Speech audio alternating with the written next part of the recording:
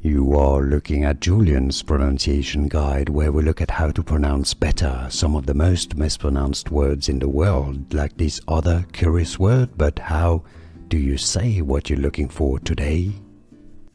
Let's learn once and for all how to pronounce this name correctly in English and in Spanish, particularly how to pronounce Spanish pronunciation, Esquivel.